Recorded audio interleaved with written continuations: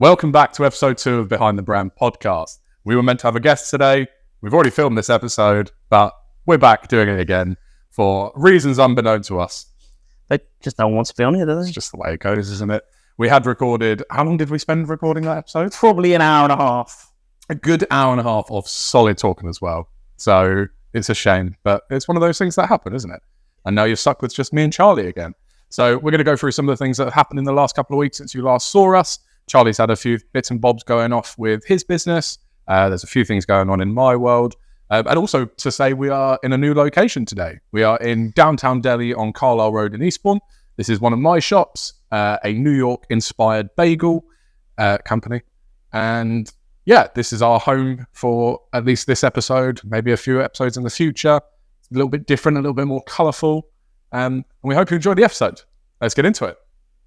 Right, so Charlie, tell me what's been going on in your world in the last couple of weeks. Quite a bit, actually. I've been pretty busy. I say busy, I've had 2 jobs, but, you know, it is what it is, and you take them as they come.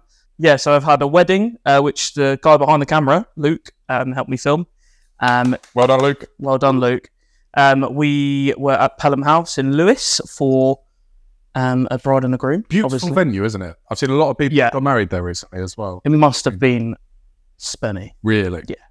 It was, the bar was like mirrored. It was just like really nice. So anyone getting married, maybe have a look at Pelham House. Pelham House if you want to sponsor the podcast. Yeah. Charlie, if you get married soon, I might get married one day. Who's knows? Yeah, so it's a long day. Weddings, obviously, is part of the job. Yeah, what time does it start? Talk to me about the whole process. So I think people do it all differently. I offer any service of the day, so half a day, full day. So we did. We left the house at 7:30. I went and picked up Luke, and then we got to Pelham House about 8:30. Ladies were getting ready. So I was creepily in the background, and you know, all that stuff. It's a bit of a weird one, that one. Some people, I was just like, I'm a fly on the wall, I'm not here. But they were interacting. The mum was lovely. And yeah, what time we leave? About 8 p.m. So it's a long day, maybe even later than that, to be fair. And how much time editing after as well? So that's what I think is what people don't understand with your business is it's not just the hours that you're there. It's so I've done probably clocked up about 16 hours so far of editing, and it'll probably be about 24 to 30 hours, I reckon, in total. I'm nearly there with it. Video's nearly done for the bride and the groom. But it depends on what they want. Like, this couple wanted something a bit different from what I've usually done. They wanted like a traditional style video where, you know, some people just want a 5-minute video with the video over music sent back to them so they can watch back the day.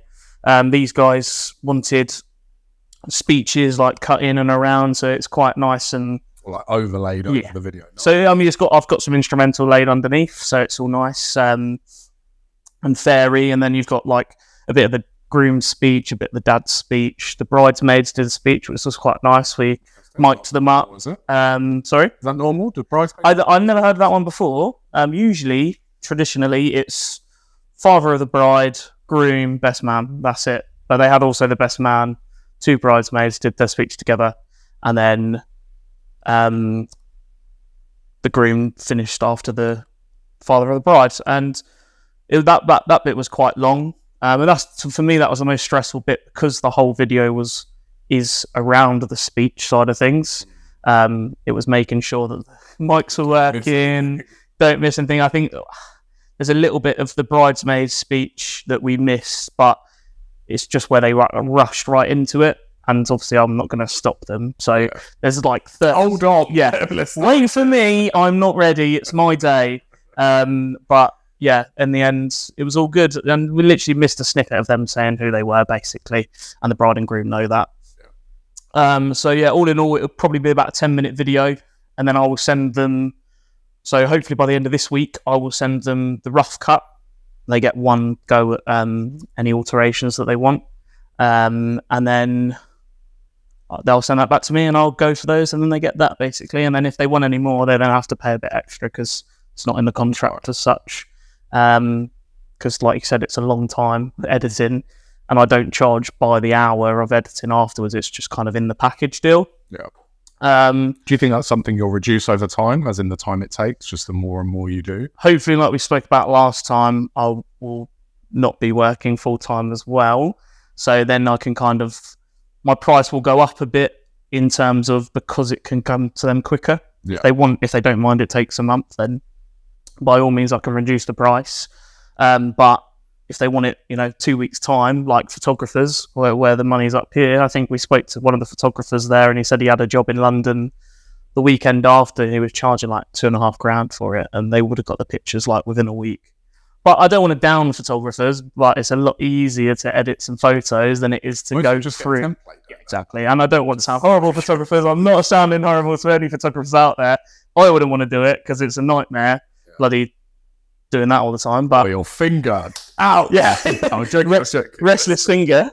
And then, I find it's a lot longer to edit. Like, we had 3 cameras, obviously the microphones. So I've been literally having all the tabs open up on my screen and taking a video from there, and there. Obviously, I only saw what I filmed, and Luke was filming everything else. So I've had to go through that, run through, make sure there's some good clips in there. Put it all together. Me and Luke went through it earlier. There's some bits I can change. I've still got to colour it. So some of the shots look a bit naff now, but put a nice little overlay on it and it will look pretty decent. But that was good fun. I enjoy it. It's nice to capture someone's day, I'm just not looking forward to having to fork out for someone's... So we'll do it for you. Someone's wedding. I think I'd just put a GoPro on me, to be honest, and like have one over the shoulder. Just get Luke dangling from the ceiling. POV. Sophie will be like, "What are you doing?" But yeah, no, the wedding was good. Does it make you more excited for yours? Do you steal ideas as well? I know what not to do. Okay. If that makes sense. What's your top 3 things not to do at a wedding? I just don't like tackiness, I mean, it's not like I'm going to be planning the day, is it? It's been in Sophie's brain for however long, and I just kind of nod to whatever she wants. I think most men do. Yeah. But yeah, I don't know. I wouldn't say there is any top 3 things that you shouldn't do, because that thing that someone's done, that's what they wanted to do. So I put on my story yesterday whether a Lord of the Rings wedding is something cool, and apparently not. I got a lot of shit for that one. Well, I mean, I wouldn't be against it. I quite like Lord of the Rings, but I wouldn't personally have it as my own wedding. I'd love to be Aragorn for the day. So you've done your wedding, and then you had another festival, which was Up in Smoke. No, that's Smoke Tour, isn't it? Up in Smoke, Rolling Trees tour. And it's a bit of a, as you say, a hush festival, because it's centered around cannabis. That's the premise, is it? I don't know, to be honest with you. I don't smoke the reefer. So did you smell the reefer? I think I was probably quite high off of fumes. Secondhand. I'm not sure how much we're allowed to talk about it, but I don't care. Let's go for it. So, just full disclosure, I'm planning a festival. Me and our business partners are planning a festival for next year.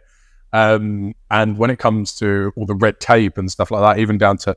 So, for example, the festival we're planning is a well-being festival, but the sort of crowd it attracts are people that may dabble in plant medicines, so mushrooms, cannabis, and other things. So when we go to our medical insurance company, it basically works out £2,300 a day for the medical side and the insurance. So we've got to have a first responder unit, a nurse, this, and this.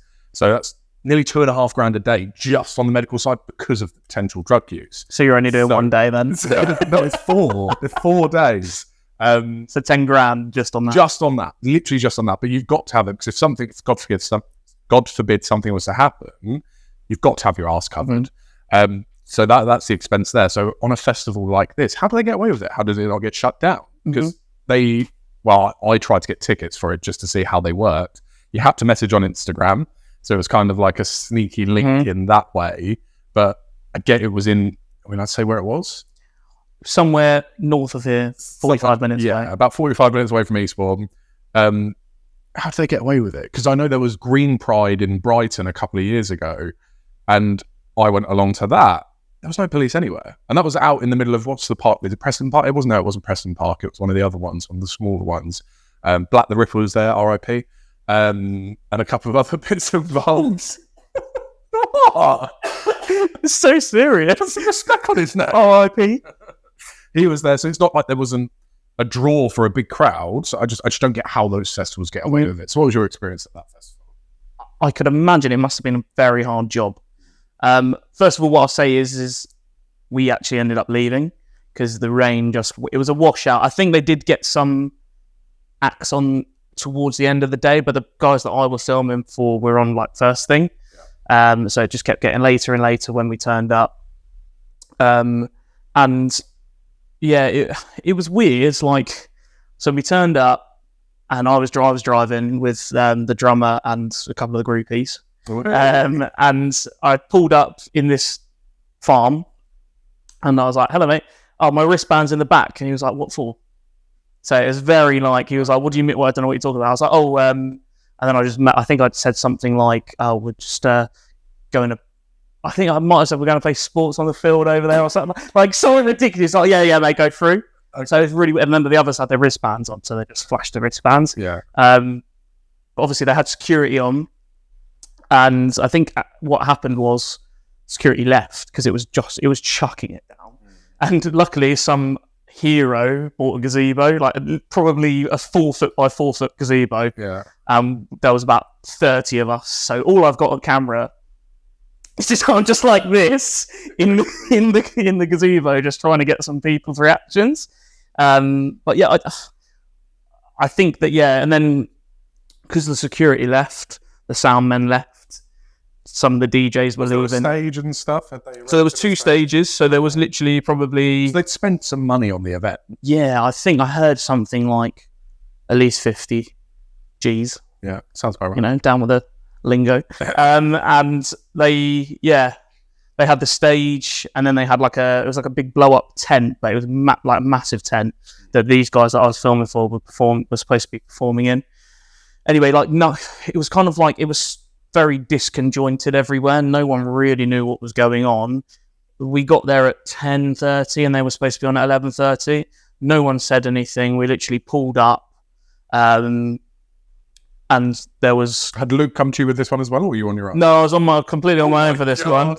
So it was a bit weird, and there was like probably about 20 vendors of CVD burgers, hot dogs. There was like slushies with it in, like any kind of product you'd think food wise, it had some sort of cannabis inside of it,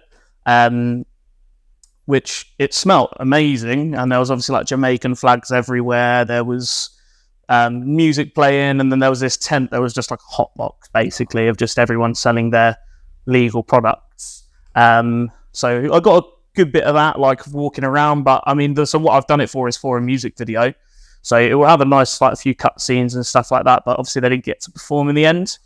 But yeah, we ended up just taking all the stuff down to the tent that they were supposed to be playing in, and one of the sound guys was like, I'm going, security have gone, I'm not going to stay here in case the police turn up. Yeah. So I didn't even know what I got myself into. How does that make you feel? How are you okay with doing that sort of thing? It was weird because I signed myself up for it. Yeah. But I didn't expect that. But I mean, it's an experience, and I've done it now. We ended up obviously leaving, going back to the artist's house, trying to get some bits and bobs in there, and then they performed at Jester's 2 weeks ago, where I got most of the main footage for it in the end, because there was quite a nice crowd that they got there. Yeah, it looked quite good. But going back to your question about how they did it, I don't know, because we left. Yeah. But I think it would, if they'd have planned it right, it probably would have done fine. I'd say it's a lot. Well, they had Big Nasty headlining, and I can't remember all of the names of the people. There was probably loads of famous people there. I just didn't really know any of the artists. I was just there to film, like, but yeah, that's that. Yeah. And so, how did you meet this person? So I obviously posted that I was taking jobs on Instagram, and I think actually someone tagged me in a post of theirs saying they need a videographer, and I just messaged and said hello, like, what can I do for you? Take me to this event, but I mean, it was so vague, and then. I met up with them, chatted to them, said what is it that they're looking for. It's kind of one of those things that hopefully now progresses into the future of, it'd be amazing if I ended up being their videographer if they blew up. They've been played on Take me to Glastonbury. BBC introducing. Yeah, like that. That's the dream, is to just go filming people everywhere. That'd be great. But yeah, it was good fun. It was good fun. I'm just getting myself out there now. I've got coming up. Got some more weddings at the end of the year. I'm trying to, like I said, obviously want to do this job full time this time next year. So if you need a wedding, I'm or anything, a video for anything, I'm there. Promotional videos. The more I do, the more I'm out there, and the less I can do at a retail company. What's been going on with you?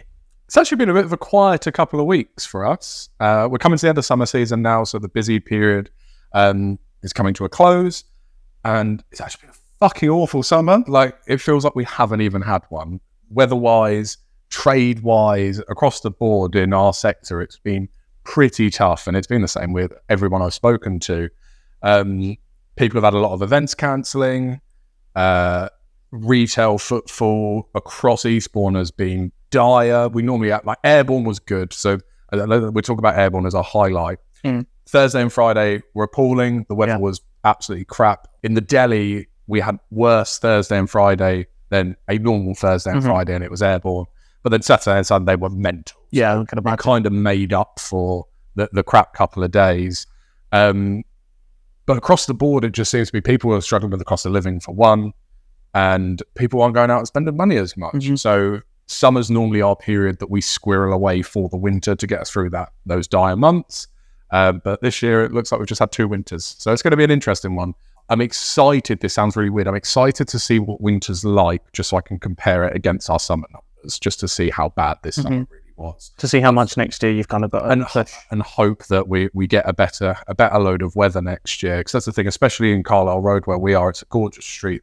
There's loads of different bits and bobs, but it's just far enough out of town that if the weather's bad, people will stick to just stay in town because it's a bit far. They don't venture out. You only really get to this area of Eastbourne if you've walked along the seafront. So you've gone past the P, you've gone past the bandstand. We're kind of we're the only set of shops really this far out, unless you go into Meads and Old Town. For me, living in Eastbourne, I suppose I would compare it to, what's the road with all the shops on? Terminus. Is that the one right up to the seafront? Up to Victoria Place. So it's kind of like that, where it's a bit out of the way, but you've got a lot going on. In the summer, I think I've been to, there's a little Italian down the road. It's lovely out there in the evenings, but it can get a bit busy down here.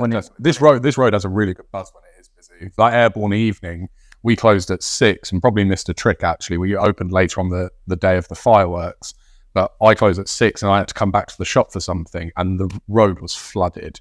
The only thing is with this style of food is it's not an evening meal. Always an evening meal. We haven't got places to sit inside. There's something that we're actually looking into, maybe get your opinion on it. It's a bit of an issue as well. So we're looking at creating seating inside and actually transforming this whole space. We're looking at pushing the kitchen up the back so it disappears. A bar at the back of the shop. It means we have to install a toilet, because anything over 10 seats combined inside and out, you have to have a toilet. So I got a quote, so that's $6,000 to put in a disabled / unisex toilet. Also, it has to be 2 meters by 4 meters, so it takes up a big chunk of the shop. But I'm thinking in winter, when the weather's a little bit crap, people aren't going to want to sit on our tables outside. And also, people like to, in the winter, still go out for food. So, you do breakfast stuff. I think I go to, so many cafes and whatnot that in the mornings, on the weekends, on a Sunday, and I'll spend 25 quid at least, and I can sit inside, get away from the rain, and just have something different. So that's the plan with this place for winter. It may morph back in summer. It may be a thing that we change for the winter. It's really early stages. Me and Kelsey have been talking about over the last couple of days. But the reason for that is probably Favoloso on the end. So Favoloso are always busy. They've got a really, really good, and this shop's also a busy shop. It's just we haven't got that additional seating for people. The amount of people I have come through the door, they go, and then they walk up to the back here behind the hot dog man and go, "Oh, is there more seating back there?" No, that's the kitchen. Leave it out. So we're going to look at placing it up the back, the kitchen up the back in the stock room. I have to put another door on the toilet. That's a fun rule I didn't know about. There have to be 2 doors between a toilet and a prep area. Makes sense, but it means I've got to build boxing out and another door. So there's a couple of things that we have to change to make it viable, but hopefully it helps us through that winter period, giving a bit more use of the space. Obviously, we've taken the space over, but the way I look at shops is every foot and every yard is retail space. It's somewhere you can sell or use. And we're currently doing a full-blown podcast in the middle of the shop. There shouldn't actually be enough room for this, but there is. So I feel like the space isn't being utilised. And also, you've definitely got a lot more room than you probably think you do. Once you take some of this stuff out. Obviously, you've got a big fridge. I don't know if you can see it next to Corey there. But, that... And there's a good 2.5 foot behind that. Yeah. Just unused. You can almost literally just rotate that way and you just collect all that space then. So that's what we're thinking with this shop. We've obviously got Forge and Fuel in town. We are potentially, I don't know if I can say this, but I'm going to anyway, we're potentially looking at taking over the coffee shop on the other side. I've also got a fun idea for it, something that I would like to do. I just need to make sure that it works with the space and the other stakeholders in the agreement. I would like to place a social enterprise in the coffee shop. So I've been doing a bit of work with Eastbourne Bid around about accessibility for Eastbourne and for Eastbourne's disabled community. So there's quite a few shops that don't have ramps to get in, my shop being one of them. So we're looking at installing a ramp here. But what I'd like to do is have a coffee shop that offers basically customer service training and work experience for people with disabilities, whether it's physical, mental, any type of disability. I want you to be able to come and work at our coffee shop and basically go through a training program that gives you customer experience training, barista training, different bits and bobs around catering so that you can then use those skills and go and get a job elsewhere. So it basically gives them a step outside of whether it's college or people that just haven't had that experience yet to come and learn and give them a sense of purpose. I think that's the best way to put it. A way to actually gain some sort of qualifications. We're looking to how to get it actually accredited, so it's not just a piece of paper, so that they can then take that on to another workplace and gain proper employment. So that's hopefully the look that we're going for with the coffee shop. And the reason for that is one, it's something that makes me feel good to give back, and 2, Eastbourne's oversaturated with coffee shops. So I don't want to take over a coffee shop and just serve coffee. It's done. You can have really good coffee, you can have a really good service, but it's done loads. And I've got to have 40, 50, maybe more in the town centre. And some really good ones as well. That's the thing. It's not even that it's just saturated with shit coffee. It's saturated with some good coffee shops. And especially in the Beacon, it's not a place that many people will go. Like, you've got Shades, for example. It's always busy with the older generation. They'll use that place and they will not divert anywhere else. So I think we need a coffee shop with a different USP. And if we're going to do it, rather use it as, rather than a money maker, something for us to give back as a business. So all our other businesses are quote unquote money makers. It gives us a chance to do something different, something that makes me feel good and our business partners as well. So we're in the works with that at the moment. In full disclosure, it may be something that doesn't happen. There may be something logistically that stops us, but that's what we're going towards, and that's what we're trying to create and emulate out of that space. I'm selling my first trailer as well. I know. When I saw you post it, I was like, the memories on that one. If you go back to your TikTok, one of the first videos, you sorted it out, isn't it? Yeah. So I originally bought the trailer off of Spudman. Anyone on TikTok, he owns a potato wagon up in Tamworth. Also, well, actually, he doesn't own swing reels and stuff anymore. He sold that, didn't he? So he's got his Spud wagon. And back in 2021, or 2021, I went up. This is a fun story, actually. So I was scrolling through TikTok. Did we talk about this in the last episode? No. About how I bought it? We didn't think so. Okay, so I was scrolling through TikTok. I just got, it's middle of COVID, or COVID had just ended, I think. Yeah, COVID had just ended because we were allowed out. I was scrolling through TikTok. I was working from home at the time for my previous company. And I was really bored scrolling through TikTok. And at the time, I was buying and selling cars with my ex's dad. We would buy the cars, do them up, and sell them on. I was scrolling through, and I'd been watching this Spudman for ages. He's a character, really good fun, watching him sell potatoes in Tamworth. And he put up a post saying, I've got a trailer for sale. The first one to offer me the right amount of money gets it. He was walking around the trailer going, this wall's squidgy, this is crap, this is this. And I love it. Oh yeah, and I sat there and thought, do you know what? I could do something with that. The original idea was to just buy it and sell it, do it up. So it gave me something to do in the evenings after work, do it up a bit and sell it on. But so the way it happened was, I was like, right, I'm going to buy this. I was saving for a mortgage at the time as well. So we had a pot of money for the mortgage. I spoke to my ex-partner and said, look, can we buy the trailer out of the money, the shared money? She said yes. I then stupidly went on it. This is when I drank. I don't drink anymore, but this is when I drank. I stupidly went out on a massive bender the night before, absolutely rat-arsed. And I was meant to be leaving, I think it was 5 a.m. to get up to near Tamworth, so by Leicester, to view this trailer. I had to drive up there completely intoxicated. Don't do this. Not that we could don't ever do this. I was definitely probably still under the influence a little bit, but yeah. Drove up there basically hanging out of my arse to go and view this trailer, and said yes stupidly. I say stupidly, it probably wasn't stupid looking at the long run. It started your journey to where you are now. Started where we are. So long story short, it wasn't able to be towed home because it was just in that much of a state. I had to have it put on the back of a low loader, brought back down to Eastbourne. It lost a few bits on the motorway on the way. We got it back. I was in Fairlight at the time, so it come back to Fairlight, and it literally just sat outside of the annex window for God knows how many months as we were just doing little bits on it. And in the end, I just decided, you know what, yeah, I'm going to do it myself. We're going to try something out of it. Fast forward now 2 years, we've bought a new trailer since. We've got a couple of other bits and bobs that we use for the catering side. We don't have a use for her anymore. She looks great. She's now wrapped in a downtown Delhi style New York. There's the Empire State Building and the Statue of Liberty, but which is a shame. So we just spent a lot of money on that wrap, and I've now decided that we're going to sell it.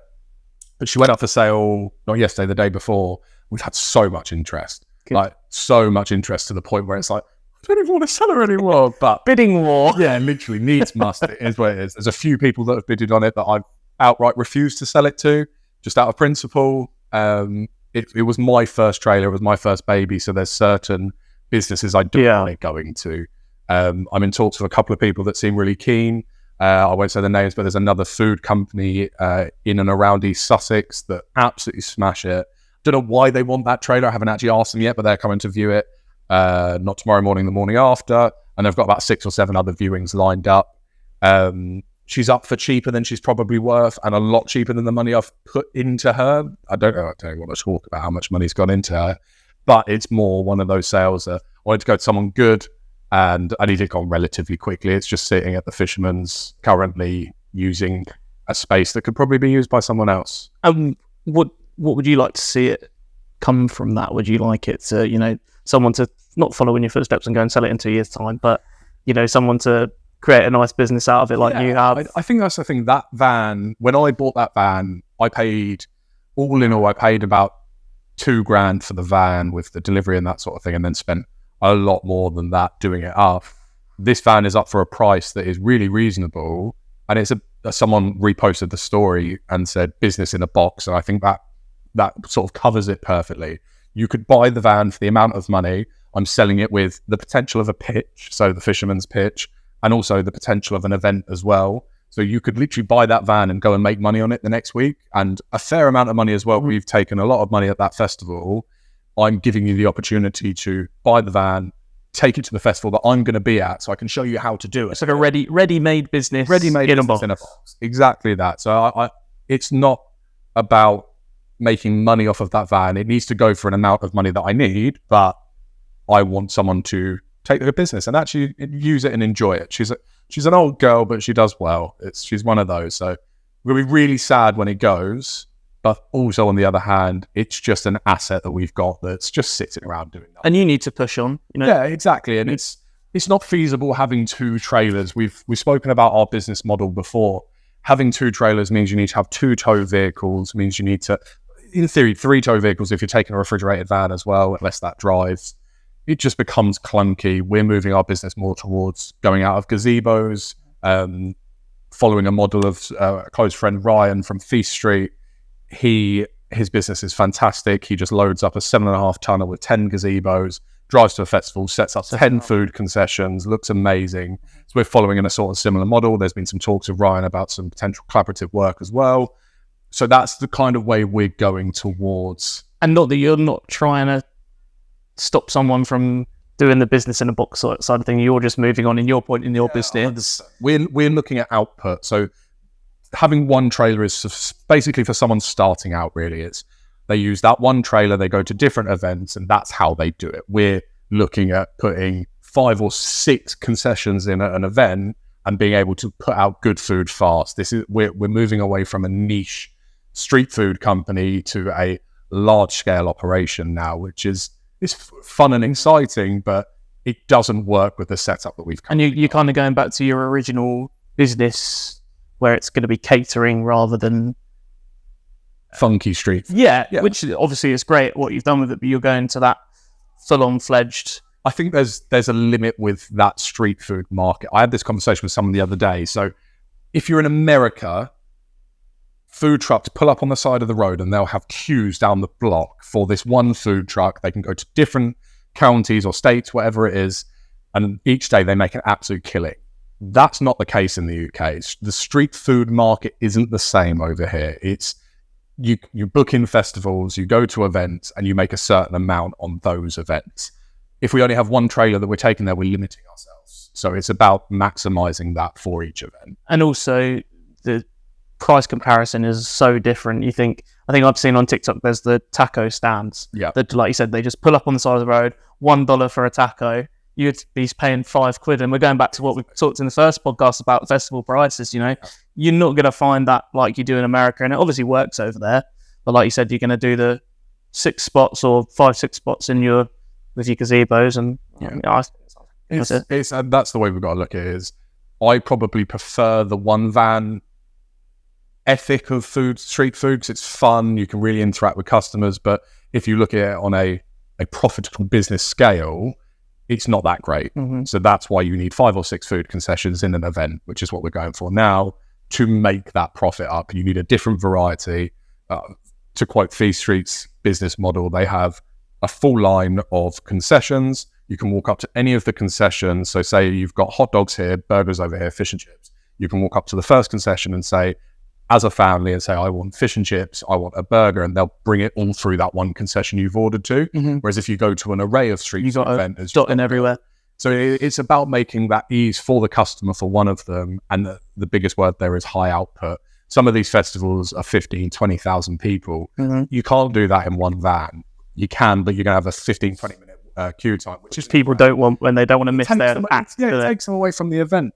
Street food is a big part of an event, but it shouldn't be the main unless it's a food and drink festival where you've got a line of street food. And people don't mind. The music's the background for them, the food's the main event. An actual event, you want good food, fast, and no qualms, or do you know what I mean? No issues around there. So that's what we're now trying to build out of All Wrapped Up. We're talking about potentially rebranding the company as well. We've spoken about this for a while. So All Wrapped Up was originally the wraps. We kind of want to move that down to just the wraps and then have a new brand that sort of encapsulates all of the rest of our brands. We're going through some motions and some ideas. 2024 is going to be exciting. I spent the whole day yesterday actually emailing every event across the country with all of our offerings, all these sorts of things, the things that we can potentially do better than other companies that are currently there. So this is now the time that you book for next year. So I'm trying to get in there nice and early whilst the iron's hot and just get some good events in. This year we were left behind because of our Brighton site. We focused purely on that, didn't get many events booked in. So I'm taking the opposite stance now. We've got the Airstream trailer, which is bloody lovely. We're just going to be able to change the sign on the top. My vision for it is we have the Airstream trailer in the middle, gazebos around the outside. So it follows a similar model. Mm-hmm. But you've also still got that truck as well that gives us a central prep kitchen and something that looks really nice. She looks good. Although I went and saw her the other day and she started fading, being in the sun. Didn't tell you this, not good. So I've got to do some work on her before next year. Great, just spent 25 grand. And it's, a bit of a shame, but that's part of it. So that's kind of where we're moving at the moment. Not really much else coming up. It's about focusing on the things that we've currently got and maximizing them. As I said, there's loads of work to be done here. We've got loads of work to do in Foundry, and we've got loads of work to do with All Wrapped Up. So the end of this year is just going to be about dialing in on all those things and just seeing what happens.